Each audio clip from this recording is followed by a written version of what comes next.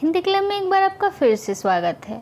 आज हम क्लास 7 का हिस्ट्री अध्याय 7 यानी लेसन 7 जनजातीय खानाबदोश और एक जगह बसे हुए समुदाय इसके बारे में पढ़ेंगे। इससे पहले के 1 से लेकर 6 तक के सारे वीडियो बनाए जा चुके हैं। कृपया आप उन्हें ध्यान से ज़रूर देखें और पढ़ें और समझें, और हमें कमेंट करके ये ज़रूर बताएं कि आपको ये वीडियो कैसा लगता है। तो आइए हम लेसन 7 को पढ़ते हैं। जनजातीय उपमहाद्वीप के कई समाज ब्राह्मणों द्वारा सुझाए गए सामाजिक नियमों और कर्मकांडों को नहीं मानते थे। होता क्या था, पहले जब ब्राह्मण लोग अपना सुझाव कुछ नगरवासी को देने लगे थे तो बहुत से लोग उसमें थे जो उनके सुझाए गए मार्ग को नहीं मानते थे। यानी वो लोग जो भेदभाव करते थे उसको वो लोग नहीं मानते थे, और न ही वे कई असमान वर्गों में विभाजित थे और ना ही वो कोई भी असमान विभाजन में विभक्ति थे, यानी वो बटे हुए भी नहीं रहना चाहते थे। अक्सर ऐसे समाजों को जनजातीय कहा जाता रहा है।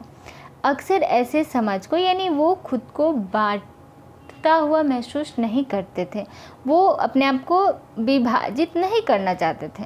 ऐसे समाज को जनजातीय कहा जाता है। प्रत्येक जनजाति के सदस्य नातेदारी के बंधन से जुड़े होते थे। आज के ज़माने में भी आप लोगों के रिश्तेदार हैं, नातेदार हैं, उनसे आप लोग जुड़े रहना चाहते हैं।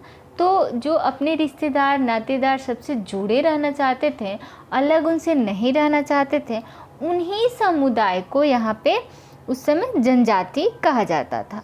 तो ये लोग अपने रिश्तेदार और नातेदार से जुड़े होते थे। अगर हम अपवाद को छोड़ दें, मतलब अपवाद कुछ लोगों को छोड़ दें, तो जनजातीय लोग भी कोई लिखित दस्तावेज नहीं रखते थे। यानी कुछ ही जनजाति थे जो लिखित अपना दस्तावेज रखते थे, लेकिन कह रहा है कि अब कुछ अपवाद को यदि हम छोड़ दें तो जनजातीय लोग भी अपना लिखित दस्तावेज नहीं रखते थे। समृद्ध रीति रिवाजों और वाचिक और मौखिक परंपरा का वे संरक्षण करते थे।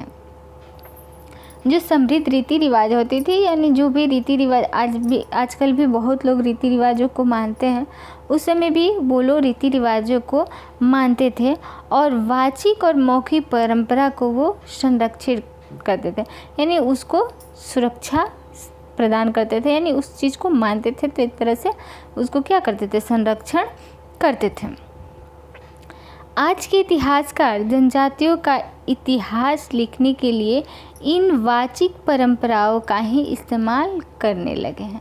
जो ये वाचिक परंपरा है, मतलब उन लोगों का उस समय परंपरा किस तरह का था, उसी का ये लोग इस्तेमाल करके इतिहास को लिखते हैं। इन जनजातियों के बारे में इसी का प्रयोग करके वो लोग लिखते हैं। किसका? तो वाचिक परंपरा का। पंजाब में खोखर जनजाति 13वीं और 14वीं सदी के दौरान बहुत प्रभावशाली थी। यह हम आपको बता दें कि जाति का भी अपना अपना नाम था। जैसे हर समाज का मतलब हर वर्ग का एक नाम होता है, हर जाति का एक अपना अपना नाम होता है। जैसे कोई भूमिहार हो गया तो कोई ब्राह्मण हो गया। ठीक उसी तरह उस समय जो जनजाति थी उनका भी अपना अपना नाम था और हर क्षेत्र में ये जनजाति पाई जाती थी। तो यहाँ करें कि पंजाब में खोखर जनजाति 13वीं और 14वीं सदी के दौरान बहुत प्रभावशाली थी। आपका यहाँ एक क्वेश्चन बन सकता है कि 13वीं और 14वीं शताब्दी के दौरान जो बहुत प्रभावशाली जनजाति थी पंजाब में जो बहुत प्रभावशाली जनजाति थी उसका क्या नाम था? तो उसका नाम था खोखर जनजाति। उसका नाम क्या था? तो खोखर जनजाति था। और ये जनजाति कहाँ की थी? तो पंजाब की थी। यहाँ बाद में मक्खर लोग ज़्यादा महत्वपूर्ण हो गए। उसके बाद यहाँ जो है मक्खर लोग ज़्यादा महत्वपूर्ण हो गए। उनके मुखिया कमाल खान गख्खर को बादशाह अकबर ने मनसबदार बनाया था। कह रहा है जी कि जब खोखर जनजाति थी उसके बाद गख्खर लोग जो थे ये लोग ज़्यादा प्रभावशाली हो गए और जो उनका मुखिया था कमाल खान गख्खर, उसको बादशाह अकबर ने, अकबर का नाम आप लोगों ने सुना ही था, तो उस समय बादशाह जो थे वो अकबर थे। तो उसने क्या किया कि जो ये कमाल खान थे उनको मनसबदार बना दिया था। मनसबदार के बारे में भी आप लोगों ने पढ़ा है। तो कह रहा है कि अकबर ने इनको क्या कर दिया, तो इनको मनसबदार बना दिया। मुल्तान और सिंध में मुगलों द्वारा अधीन कर लिए जाने से पहले लंगार और अरघुन लोगों का प्रभुत्व अत्यंत विस्तृत क्षेत्र पर था। कहता है कि जो मुल्तान और सिंध में मुगलों द्वारा अधीन कर लिए जाने से पहले लंगर और अरघुन लोगों का प्रभुत्व अत्यंत विस्तृत क्षेत्र पर था, यानी काफ़ी फैला हुआ था। बलोच उत्तर पश्चिम में एक और विशाल एवं शक्तिशाली जनजाति थी जिसका नाम था बलोच। बलोच जनजाति थी, वो थी उत्तर पश्चिम में। ये लोग अलग अलग मुखियों वाले कई छोटे छोटे कुलों में बटे हुए थे, यानी ये जो जनजाति थी इनका अलग अलग मुखिया होता था और ये कई क्षेत्रों में बटे हुए थे, छोटे छोटे ये कुलों में बटे हुए थे। यहाँ पे ये लोग छोटे छोटे कुलों में बट गए थे और हर कुल में इनका अपना एक मुखिया था। पश्चिमी हिमालय में गड्डी गडरियों की जनजाति रहती थी। यहाँ कह रहा है कि पश्चिमी हिमालय में गड्डी और गडरियों की जनजाति रहती थी। यहाँ आप लोग जनजाति को ध्यान से सुनिए और समझिएगा, क्योंकि हर क्षेत्र में अलग अलग जनजाति है। तो यहाँ कह रहे कि बलोच में यानी उत्तर पश्चिम में एक विशाल एवं शक्तिशाली जनजाति थी जिसका नाम था बलोच। यानी बलोच जनजाति थी वो उत्तर पश्चिम में थी और पश्चिम हिमालय में गड्डी गडरियों की जनजाति रहती थी। उपमहाद्वीप के सुदूर उत्तर पूर्वी भाग पर भी नागा, अहोम और कई दूसरी जनजातियों का पूरी तरह प्रभुत्व था। यानी यहाँ पर जो जनजाति थी इनका पूरी तरह प्रभुत्व जमा हुआ था। राजा मानसी के बारे में आप लोग जानते ही हैं। बिहार और झारखंड के कई इलाकों में 12वीं सदी तक चेर सरदार शाहियों का उदय हो चुका था। बादशाह अकबर के प्रसिद्ध सेनापति राजा मानसी थे। जो राजा मानसी थे वो अकबर के प्रसिद्ध सेनापति थे। 1591 में चेर लोगों पर हमला किया और उन्हें परास्त किया। किसने? तो राजा मानसिंह ने। राजा मानसिंह ने क्या किया? उनको परास्त कर दिया। उसके बाद हम पढ़ेंगे कर्नाटक और महाराष्ट्र। कर्नाटक और महाराष्ट्र की पहाड़ियाँ कोली, बेराद तथा कई दूसरी जनजातियों के निवास स्थान थे। कोली लोग गुजरात के कई इलाकों में भी रहते थे। जो कोली लोग थे वो गुजरात के कई इलाकों में भी रहते थे। पश्चिमी और मध्य भारत। भीलों की बड़ी जनजाति पश्चिमी और मध्य भारत में फैली हुई थी। जो भील की जनजाति थी वो कहाँ कहाँ फैली हुई थी? तो पश्चिमी और मध्य भारत में फैली हुई थी। गोंड जनजाति मौजूदा छत्तीसगढ़, मध्य प्रदेश और महाराष्ट्र के साथ आंध्र प्रदेश में गौड़ जनजाति निवास करती है। इन जगहों पे गौड़ जनजाति निवास करती है। किन जगहों पे? तो छत्तीसगढ़, मध्य प्रदेश, महाराष्ट्र और आंध्र प्रदेश, यहाँ पर गौड़ जनजाति निवास करती है। टांडा बंजारा लोग सबसे महत्वपूर्ण व्यापारी खानाबदोश थे। जो बंजारा होते थे, बंजारा लोग एक जगह से दूसरे जगह पे अपना स्थान परिवर्तन करते थे। नहीं, बंजारे लोगों का अपना घर नहीं होता था। अपना घर कहने का मतलब कि अस्थाई घर नहीं होता था। वो एक जगह से दूसरे जगह रहते थे और वो अपना वहीं जहाँ जाते थे वहीं अपना व्यापार को जमा के रहते थे। तो यहाँ बता रहा कि टांडा का बात कि बंजारा लोग सबसे महत्वपूर्ण व्यापारी खानाबदोश थे। जो सबसे महत्वपूर्ण व्यापारी खानाबदोश थे वो थे बंजारा। उनका कारवा मतलब बहुत सारा लोग होता था, उसमें उसको कारवा बोला जाता था। टांडा कहलाता था। कह रहे कि उनका कारवा जिसमें बहुत सारे लोग शामिल होते थे उसको क्या कहा जाता था, तो उसको टांडा कहा जाता था। एक टांडा में कई परिवार होते थे। एक टांडा में कई परिवार होते थे। बंजारो लोग समूह में टांडा का प्रयोग करते थे। जब समूह उनका होता था तो उसको वो क्या कहते थे, तो उसको टांडा कहते थे। टांडा में 6 से 700 तक लोग हो सकते हैं। टांडा में जो है वो 6 से 7 लोग हो सकते हैं। वे एक दिन में 6 या 7 मील से ज़्यादा सफ़र नहीं करते थे। मैंने आपको अभी बताया कि उनका स्थायी जगह नहीं होता था, वो अपना सफ़र करते रहते थे, अपने व्यापार करते रहते थे। जहाँ जाते थे वहीं अपना व्यापार करते थे और वहीं अपना बनाते खाते थे।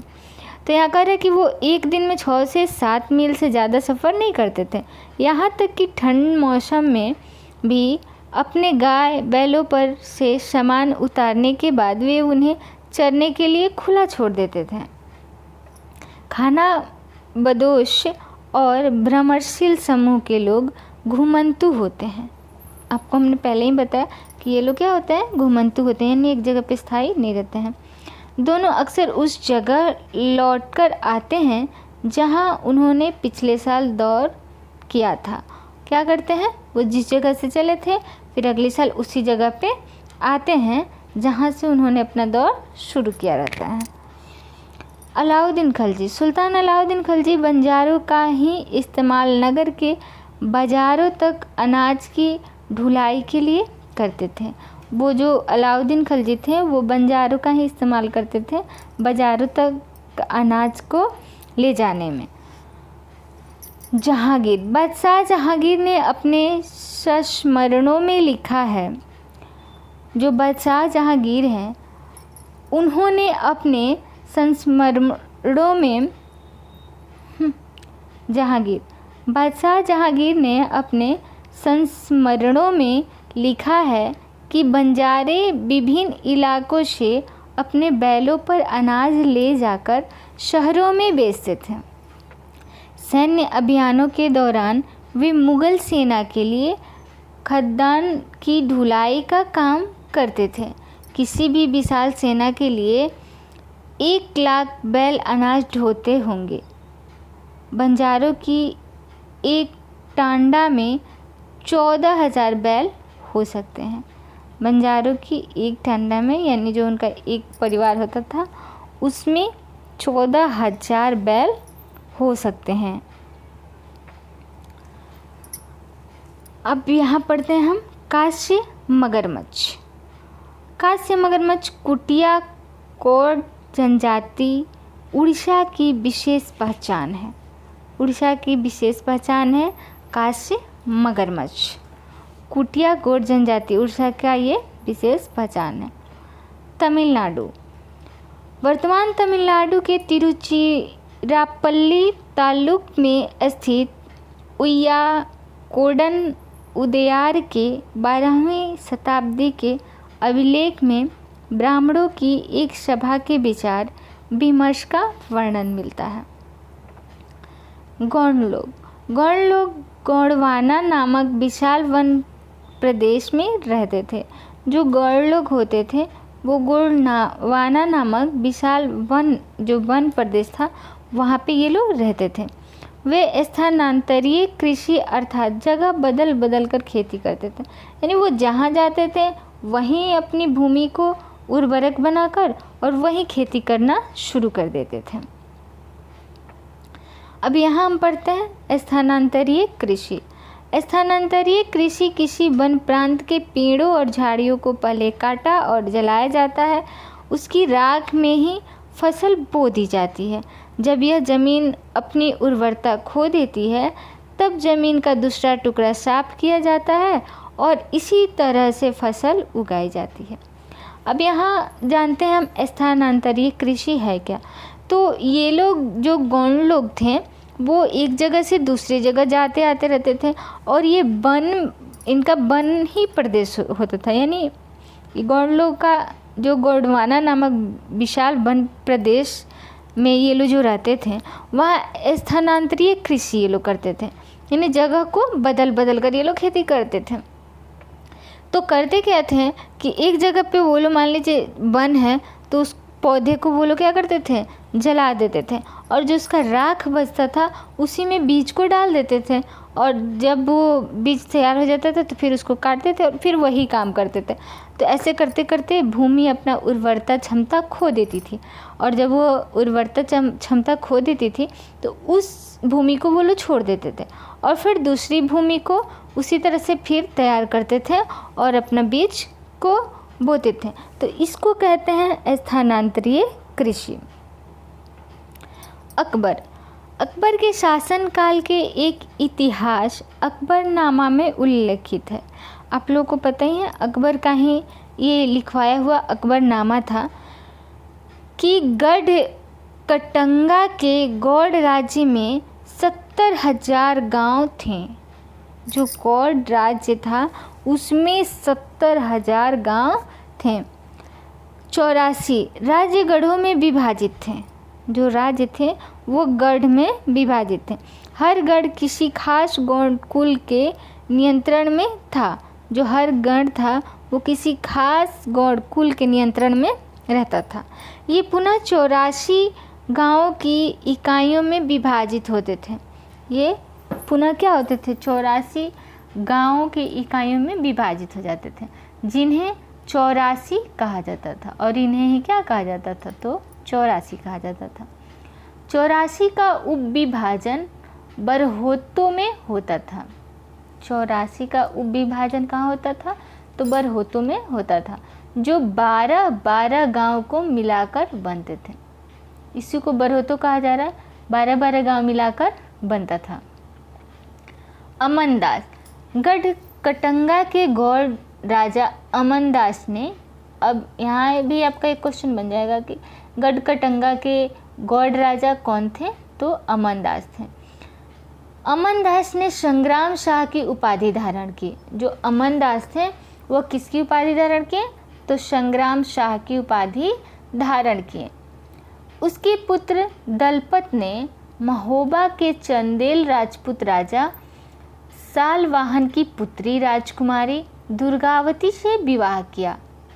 उसने किससे विवाह किया, तो दुर्गावती से विवाह किया। अब यहाँ हम दलपत के बारे में पढ़ते हैं। दलपत की मृत्यु कम उम्र में ही हो गई। दलपत की मृत्यु जो है वो कम उम्र में ही हो गई। रानी दुर्गावती बहुत योग्य थी। जो रानी दुर्गावती थी वो काफ़ी योग्य स्त्री थी, और उसने अपने 5 साल के पुत्र, उसका पुत्र था 5 साल का वीर नारायण, जिसका नाम था वीर नारायण के नाम पर शासन की कमान संभाली। उसने अपने पुत्र को गद्दी पर बिठाया और उसका कार्यभार स्वयं संभालने लगी। नाम उसका चलता था लेकिन काम ये करती थी। उसके समय में राज्य का और अधिक विस्तार हुआ। उसने अपने शासन को इस तरह से किया कि राज्य का और काफ़ी विस्तार हो गया। रानी दुर्गावती के बारे में हम पढ़ेंगे। 1565 में आसिफ खान के नेतृत्व में मुगल सेनाओं ने गढ़ कटंगा पर हमला किया। अब यहाँ गढ़ कटंगा पर क्या हुआ, हमला हुआ। रानी दुर्गावती ने इसका जमकर सामना किया, और जब मुगल ने गढ़ कटंगा पर हमला किया तो रानी दुर्गावती ने इसका जमकर सामना किया। उसकी हार हुई, लेकिन उसकी क्या हो गई, हार हो गई। उसने समर्पण की बजाय मर जाना बेहतर समझा। उसने सोचा कि जो हम मुगल को अपना समर्पण करने से अच्छा कि हम मर ही जाएं। उसका पुत्र भी तुरंत बाद लड़ता हुआ मारा गया, और उसका जो पुत्र था वो तुरंत बाद ही लड़ता हुआ मारा गया। गढ़ कटंगा एक समृद्ध राज्य था, यानी समृद्ध, वो संपन्न राज्य था। इसने हाथियों को पकड़ने और दूसरे राज्यों में निर्यात करने के व्यापार में खासा धन कमाया था। वो हाथी लोग को पकड़ते थे और व्यापार करने में अधिक धन कमाए थे। कौन, गढ़ कटंगा राज्य। अहोम लोग मौजूदा म्यांमार से आकर 13वीं सदी में ब्रह्मपुत्र घाटी में आकर बसे। ब्रह्मपुत्र घाटी में आकर ये लोग बस गए। कौन लोग? अहोम लोग। 16वीं सदी के दौरान उन्होंने चूटियो 1523 की और कोच हाजो 1581 के राज्यों को अपने में मिला लिया। 1660 तक आते आते वे उच्च स्तरीय बारूद और तोपों का निर्माण करने में सक्षम हो गए थे। कौन सक्षम हो गया था? तो अहोम लोग। मिर्जुमला। अहोम लोगों को दक्षिण पश्चिम से कई आक्रमणों का सामना करना पड़ा। 1662 में मिर्जुमला के नेतृत्व में मुगलों ने अहोम राज्य पर हमला किया। मिर्जुमला के नेतृत्व में मुगल जो थे वो अहोम राज्य पे क्या कर दिए? हमला कर दिए। बहादुरी से सामना करने के बावजूद अहोम लोगों की पराजय हुई। यानी बहादुरी के साथ सामना करने के बावजूद भी मुगलों से अहोम लोगों की क्या हो गई? पराजय हो गई। लेकिन इस क्षेत्र पर मुगलों का प्रत्यक्ष नियंत्रण ज़्यादा समय तक बना नहीं रह सका। पाइक। अहोम राज्य बेगार पर निर्भर था। राज्य के लिए जिन लोगों से जबरन काम लिया जाता था वे पाइक कहलाते थे। जिनसे जबरन काम लिया जाता है वो क्या कहलाते हैं? तो पाइक कहलाते हैं। अहोम राज्य में एक जनगणना की गई थी। प्रत्येक गांव को अपनी बारी आने पर निश्चित संख्या में पाइक भेजने होते थे। जनगणना के बाद सघन आबादी वाले इलाकों से कम आबादी वाले इलाकों में लोगों को स्थानांतरित किया जाता था। लोगों को क्या कर दिया जाता था? एक जगह से दूसरी जगह स्थानांतरित कर दिया जाता था। इस प्रकार अहोम कुल टूट गए और इसलिए अहोम कुल जो था वो क्या हो गया? टूट गया। अहोम लोग चावल की खेती के नए तरीके भी अमल में लाए। जो अहोम लोग थे वही लोग चावल की खेती को नए तरीके से इस्तेमाल में लाए। खेल। अहोम समाज कुलों में विभाजित था जिन्हें खेल कहा जाता था। अहोम समाज जो कुल में विभाजित था उसको क्या कहा जाता था? तो खेल कहा जाता था। एक खेल में प्रायः कई गांव होते थे। एक खेल में प्रायः कई गांव होते थे। शिवसी 1714 से 44 के काल में हिंदू धर्म अहोम का प्रधान धर्म बन गया था। लेकिन अहोम राजाओं ने हिंदू धर्म को अपनाने के बाद अपनी पारंपरिक आस्थाओं को पूरी तरह से नहीं छोड़ा था। वो लोग जो अहोम लोग थे वो लोग अपनी परंपराओं को नहीं छोड़े थे। अहोम समाज का एक अत्यंत परिष्कृत समाज था। कवियों और विद्वानों को अनुदान में जमीन दी जाती थी। अब यहाँ पढ़ेंगे हम बुरंजी के बारे में। बुरंजी नामक ऐतिहासिक कृतियों को पहले अहोम भाषा में और फिर असमिया में लिखा गया था। मंगोल। इतिहास में सबसे प्रसिद्ध और शिकारी संग्राहक जनजाति मंगोलों की थी। जो सबसे प्रसिद्ध शिकारी संग्राहक थी जो जनजाति वो मंगोलों की थी। वे मध्य एशिया के घास के मैदानों, स्टेपी और थोड़ा उत्तर की ओर के वन प्रांतों में बसे हुए थे। 1206 में चंगेज खान ने मंगोल और तुर्की जनजाति में एकता पैदा करके उन्हें एक शक्तिशाली सैन्य बल में बदल डाला। अपनी मृत्यु के समय 1227 वह एक सुविस्तृत प्रदेश का शासक था। वह क्या था? तो एक सुविस्तृत प्रदेश का शासक था। अब यहाँ आपके लिए एक क्वेश्चन है, रानी दुर्गावती के पुत्र का नाम क्या था? आप इसका आंसर हमें कमेंट बॉक्स में ज़रूर दीजिएगा। तो आज इस वीडियो में बस इतना ही। फिर मिलते हैं एक नए वीडियो के साथ। तब तक के लिए देखते रहे, बने रहे हिंदी क्लब पर। धन्यवाद।